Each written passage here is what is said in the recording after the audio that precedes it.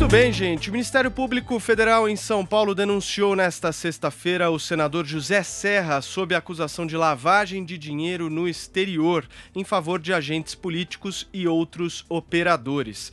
A filha dele, Verônica Serra, também foi denunciada pela equipe da Lava Jato. Com a autorização da Justiça Federal, 8 mandados de busca e apreensão foram cumpridos em São Paulo e também no Rio de Janeiro para dar andamento à operação que foi batizada de Revoada. Os investigadores fizeram buscas na casa onde o Tucano e sua filha moram por motivos de saúde, gente. O Serra não estava no local. Os agentes então foram recebidos pela ex-mulher de Serra, Mônica Serra, e apreenderam pendrives, HDs e também computadores. De acordo com o Ministério Público Federal, o parlamentar manteve relação espúria com a construtora Odebrecht de 2006 a 2014, pelo menos. José Amaro Pinto Ramos e Verônica Serra constituíram empresas no exterior, ocultando seus nomes, e por meio delas receberam os pagamentos que a Odebrecht destinou ao então governador paulista. Ele teria usado o cargo e sua influência política para receber da construtora pagamentos indevidos no valor de pelo menos 27 milhões de reais, em troca de benefícios relacionados às obras do Rodoanel Sul. Em nota, José Serra criticou a operação e disse que as buscas e apreensões realizadas em sua residência foram medidas invasivas e agressivas. Para a gente começar a tarde de hoje, a sexta-feira, com Thaís Oyama. Paulo, estava escrito nas estrelas, né? Os políticos sabiam, os jornalistas sabiam, o senador Serra sabia que era uma questão de tempo para isso acontecer, tanto que o senador, inclusive, passou por uma séria depressão a ponto de pedir demissão do cargo que ele ocupava no governo Temer, no Ministério das Relações Exteriores. Ele pediu demissão em 2017, já estava com esses problemas. E desde então, como senador, ele participou muito pouco dos debates lá na casa, teve novos problemas de saúde, e os colegas de política dele, os colegas do Senado, dizem que ele passou a viver num mundo à parte. Os tucanos, os correligionários dele, também sabiam que isso estava por vir, essa denúncia estava por vir. Mas, mesmo assim, eu falei com alguns hoje que se mostraram surpresos, não com a denúncia, mas com os valores que os investigadores atribuem ao senador Serra e dizem que ele recebeu como propina. Em valores atualizados, isso passa de 190 milhões de reais. Mesmo os tucanos não tinham ideia de que era tanto dinheiro assim. Então, os indícios de envolvimento ilícito do senador com a Odebrecht são contundentes e essa denúncia deve selar o fim da carreira política do senador José Serra, né? Que tinha como declarado sonho de vida ser presidente da República. Ele falou isso muitas vezes, de forma explícita, e tentou isso 2 vezes. E também é um golpe para o PSDB, né? Lembrando que se trata de um partido que presidiu o país por 8 anos e até 2018 ficou na reta final de todas as disputas presidenciais. De 94 até 2018 foi ele e o PT. Só sobrou aquela do Collor lá em 89. E, graças aos muitos erros que o PSDB cometeu, ele mingou a ponto de, no Congresso, em 2018, ele ser reduzido a humilhante quarto lugar em termos de número de bancada na Câmara, tamanho de bancada na Câmara. Ficou, inclusive, atrás do Republicanos, que ninguém conhecia. Por fim, é um golpe também na política brasileira, porque acaba reforçando aquela ideia de que todos os políticos são iguais, farinha do mesmo saco, etc, etc. Aliás, não só os políticos são todos iguais, né, Paulo? As respostas que eles dão quando são pegos com a boca na botija também são rigorosamente iguais. O senador Serra, como você falou, disse que as buscas e apreensões realizadas na casa dele foram medidas invasivas e agressivas. É engraçado, né? Deputado bolsonarista fala isso, senador tucano fala isso, os próceres petistas pegos com a boca na botija falam exatamente a mesma coisa. Então é engraçado, porque eles acham uma violência ver a Polícia Federal dentro das casas deles. Mas a gente sabe que existe uma forma de não passar por esse constrangimento, né? Basta não fazer nada que obrigue a polícia a fazer busca e apreensão na sua casa. Por outro lado, a denúncia contra o senador Serra reforça que, ao contrário do que martelaram muitos petistas por tanto tempo, a Lava Jato não foi uma operação montada exclusivamente para pegar o PT e o Lula. Aliás, isso já estava óbvio, dado que ela mandou para a cadeia políticos de vários outros partidos e já tinha transformado em réu também outro cardeal tucano, o senhor Aécio Neves. E aí eu queria lembrar que ontem mesmo a gente falava da Lava Jato, dos problemas da Lava Jato, dos muitos problemas que ela teve, não foram poucos, mas é inegável, como a gente vê agora, inclusive, que ela fez uma bela depuração do cenário político do Brasil, né? Ainda faltam alguns para serem pegos, inclusive tucanos, mas já foi uma bela depuração, isso é inegável. Muito bem, Josias, fiz uma conta rápida aqui. Na conta lá da Suíça, que a Justiça Federal bloqueou do Serra, tinham 40 milhões de reais. O salário dele de senador é algo em torno de 33, 34 mil reais. Se a gente for fazer uma conta rápida, ele foi governador, deputado, é um salário relativamente parecido. Ele teria que trabalhar 100 anos seguidos, Josias, e não gastar nada para ter esse dinheiro na conta. É inacreditável. Essa denúncia da Lava Jato contra o José Serra, ela veio bem e chegou tarde. A eloquência dos dados reunidos nesse processo intimavam o Ministério Público a agir. Há uma fortuna em propinas, 40 milhões de reais depositados na Suíça.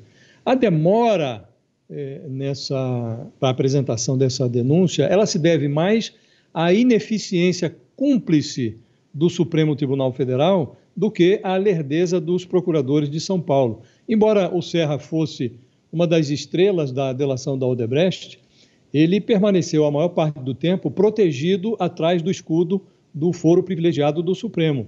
Na época em que a polarização política no Brasil oferecia petistas e tucanos como opções para o eleitorado, o PSDB dizia que o PT protegia corruptos e o PT respondia que o protetor de corruptos era o PSDB. O tempo mostrou que os dois lados estavam certos. Durante muito tempo, a Lava Jato foi apontada como uma operação seletiva que punia a roubalheira petista e poupava a turma do bico grande. Essa fama é essencialmente injusta. Políticos que caíram na grelha da primeira instância amargaram uma descida pelos 9 círculos do inferno e conheceram, no final dessa excursão, os rigores da cadeia. Isso aconteceu de forma suprapartidária em Curitiba, no Rio de Janeiro. Foram em cana gente como Lula, Eduardo Cunha, Sérgio Cabral. No Rio de Janeiro, a operação foi muito bem sucedida, a Operação Lava Jato. No caso do José Serra, a ex-procuradora-geral da República, Raquel Dodge, ela teve de ralar muito no Supremo para que esse processo fosse enviado para a primeira instância em São Paulo. Ela argumentou que os crimes foram cometidos na época em que o Serra era governador de São Paulo, então não tinha nada a ver com o mandato dele de senador. Hoje, a chance do Serra ser enviado para a cadeia é virtualmente inexistente. Primeiro, por conta da idade dele, está roçando aí os 80 anos. Segundo, porque o crime de corrupção, esse já prescreveu. O processo agora se limita à tentativa de condená-lo, junto com sua filha, por lavagem de dinheiro. E há um outro aspecto, que o fim da prisão de condenados na segunda instância, um presente do Supremo para a banda podre da política, isso tornou a possibilidade ou a perspectiva de prisão muito remota. Hoje é um grande negócio para os políticos sair do Supremo para a primeira instância, porque o sujeito, se condenado, pode recorrer até o infinito. E se não vai ser preso em caso de condenação na segunda instância, então vai ficar recorrendo a vida inteira até a prescrição do crime. O derretimento moral do Serra tem implicações partidárias também. O convívio do PSDB com biografias degradadas transforma a decomposição de políticos como Serra, como Aécio Neves, numa modalidade de suicídio partidário. Na última disputa presidencial, o tucano Geraldo Alckmin, ele chegou em 5º lugar, algo humilhante para quem já ocupou, para um partido que já ocupou a presidência da República e que chegou em várias oportunidades no segundo turno. não é um bom presságio para o João Dória, que planeja disputar o Planalto em 2022. Mas é o preço que se paga pelo convívio com a disfarçatez. Nenhum partido desses grandes, o PT, o PSDB, eles não tomam providências para se livrar dos seus detritos. Então, quem convive com o detrito sujeita-se a ser contaminado pelo mau cheiro. O Constantino, o motivo pela demora que a Operação Lava Jato chegue, né, e chega a esses nomes, tem nome e sobrenome, né? Foro privilegiado, né? Você não acha? Exatamente, Paulo. Esse é o ponto fulcral nessa história toda, né? Em primeiro lugar, é boa notícia, né, que o anúncio da morte da Lava Jato foi muito precoce. Não é a operação, a Força Tarefa do Paraná, e sim a de São Paulo, mas é muito alvissareiro que tenha chegado finalmente aí nos caciques tucanos, né? A denúncia apresentada pelo Ministério Público Federal é muito robusta, acompanhou, inclusive, e destrinchou movimentações ao longo de vários anos em contas, né? Na Suíça, chegando a esse montante de congelar uma conta com 40 milhões de reais, né, de um servidor público na sua vida inteira.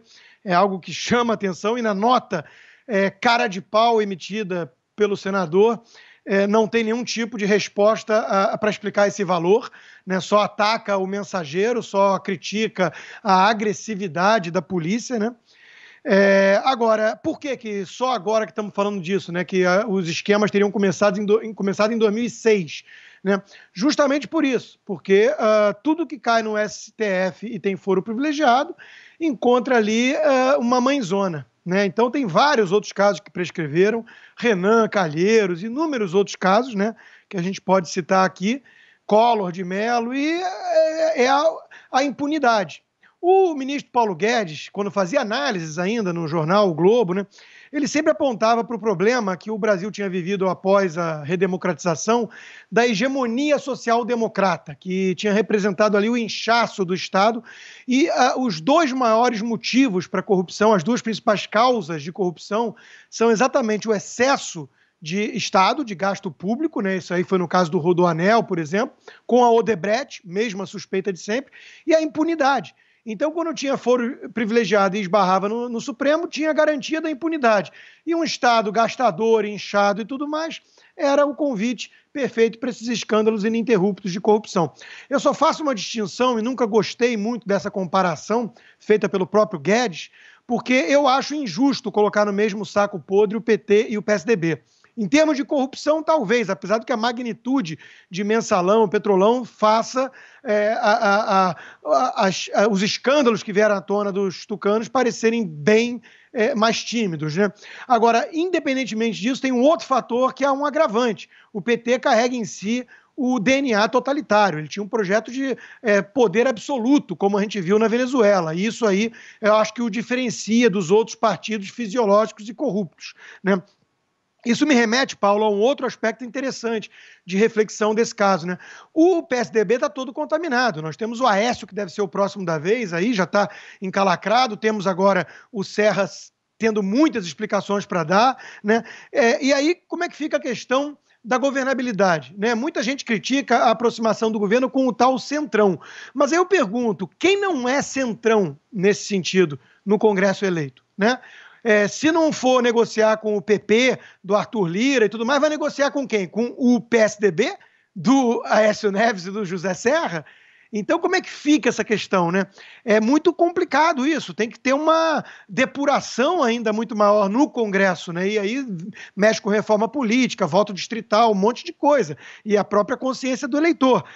Mas temos uma entrevista do Mansueto hoje falando que está até mais otimista em relação a reformas na frente, porque ele diz que pela primeira vez está havendo um entendimento do governo federal com o Congresso. Então, é aquela história, né? Se correr o bicho pega, se ficar o bicho come. É muito difícil você pressionar por reformas que são importantes, sendo que elas têm que passar pelo Congresso, pelo Câmara e Senado, e a Câmara e o Senado são compostos por essa turma aí, né, que não para de vir escândalo a público. Então é muito complicado. Restam alguns nomes de peso, né, já que o Serra é quase octogenário e está nele. Vamos torcer, porque de repente o Sarney, né, a velha múmia da política, talvez possa também prestar alguns esclarecimentos à justiça, antes tarde do que nunca. E por fim, só torcer para não cair, apesar do que o STF todo é uma mãezona, como eu já disse, mas a gente sabe se o caso dele, que tem foro privilegiado por ser senador, cair em alguém como o tucano Alexandre de Moraes ou o Gilmar Mendes, aí a gente tem a garantia mesmo de que ele vai ser punido no dia de São Nunca. Muito bem, Josias, antes de te passar a palavra, só lembrar o nosso ouvinte e espectador aqui do 3 em 1 que o projeto que acaba com o foro privilegiado já está na gaveta do Rodrigo Maia há mais de 3 anos. É sempre bom a gente lembrar isso. Josias. Bom, só para situar bem as pessoas que nos acompanham, o único caso desses graúdos que já foi arquivado por prescrição na Lava Jato é o do José Sarney. Esse já, pela idade e tal, já foi, não tem mais chance de voltar. Os demais que correm no Supremo, e são muitos, esses não prescreveram. Alguns sim, no caso do Renan, mas há vários outros envolvendo, inclusive o Renan, que não prescreveram ainda.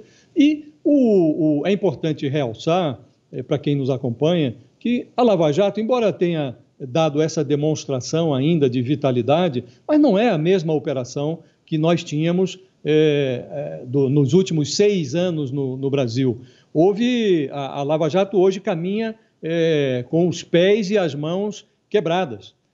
O Supremo Tribunal Federal tirou todo o poder que a Lava Jato tinha, inclusive com o fim da possibilidade de prisão no segundo grau, na segunda instância, sumiu o estímulo para a delação. Nada disso que ocorre hoje com José Serra existiria não fosse pela delação. Há um desvio, uma lavagem de dinheiro em camadas que, se não fosse uma delação, ninguém chegaria, porque o dinheiro saía da Odebrecht, ia por uma conta da própria Odebrecht no exterior, dali